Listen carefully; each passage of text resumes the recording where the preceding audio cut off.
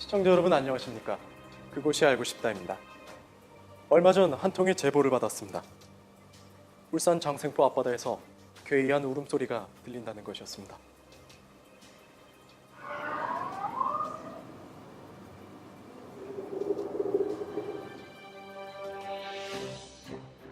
과연 이 괴이한 울음소리의 정체는 무엇이었을까요? 저희 제작진은 이 소리의 정체를 찾기 위해 울산으로 출발했습니다. 제보지인 울산 장생포로 향하던 중 대하강변에 유난히 사람이 북적거리는 것을 발견했습니다. 우리 제작진은 혹시나 괴이한 울음소리에 대한 단서를 찾을 수 있을까 하여 잠시 취재차에서 내려 확인하기로 했습니다. 제작진이 울산에 찾아간 날에는 고래축제가 열리던 날이었습니다.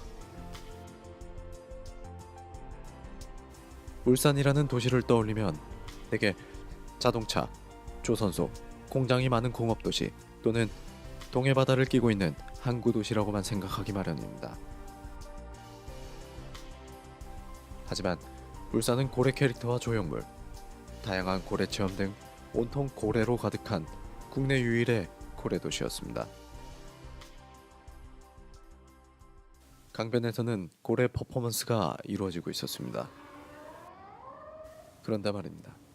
제작진이 찾던 소리와 흡사한 소리가 강변에서 들려왔습니다. 제작진은 이 괴이한 울음소리가 고래의 소리가 아닐까 하는 의문을 품으며 실제로 고래를 볼 수 있다는 장생포 고래생태체험관으로 향했습니다. 고래생태체험관으로 들어가자마자 돌고래들이 헤엄치고 신나게 노는 모습을 볼 수 있었습니다.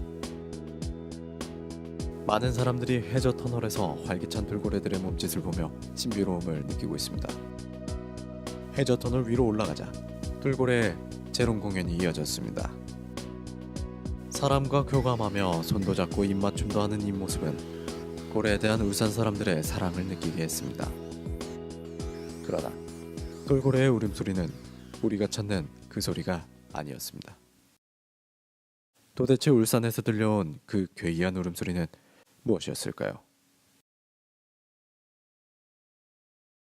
우리 제작진은 바로 옆 고래박물관에서 고래와 울산의 관련성을 더욱 집중적으로 알아보기로 했습니다. 고래박물관에는 고래의 실제 골격 모형부터 몇십 년 전 고래잡이를 했던 문서와 유물들이 전시되어 있었습니다. 또한 울산 방구대 암각화에서 세계 최초로 고래잡이를 했던 모습을 발견할 수 있었습니다. 문자를 기록하기도 전인 선사시대부터 고래와 울산은 함께 해온 것입니다. 잠깐, 이 소리는 무엇일까요? 드디어 괴이한 울음소리의 정체를 확인할 수 있었습니다. 우리가 찾던 이 소리는 바로 귀신고래의 소리였습니다. 고래박물관 3층 전체가 전문가될 만큼 우리나라와 귀신고래는 인연이 깊습니다. 1912년 미국의 한 탐험가가 우리나라에서 귀신고래를 처음으로 발견하면서 귀신고래는 유일한 한국계 고래가 되었습니다. 귀신고래라는 이름은 해안 바위 사이에 머리를 세우고 있다가 사람이 다가가면 귀신처럼 사라진다 해서 그렇게 불렀다고 합니다.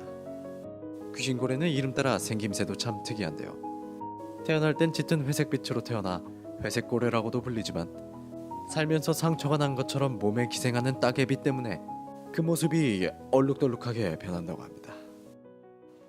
귀신고래는 조선시대까지만 해도 1500마리 가까이 동해안에 서식하고 있었습니다. 그런데 현재는 멸종위기에 처해 그 모습을 보이지 않고 있습니다. 귀신고래가 자취를 감추게 된 건 왜일까요?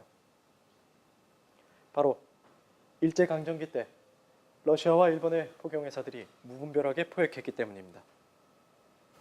우리는 1986년 포경금지를 약속하고 울산 앞바다 귀신고래 회유면을 천연기념물로 지정하여 귀신고래가 돌아오기만을 기다리고 있습니다.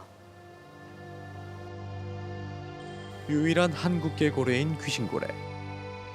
지금은 울산 앞바다에서 귀신고래를 볼 수는 없지만 머지않아 울산 사람들의 관심과 보호 속에서 우리들의 친구로 돌아올 것입니다.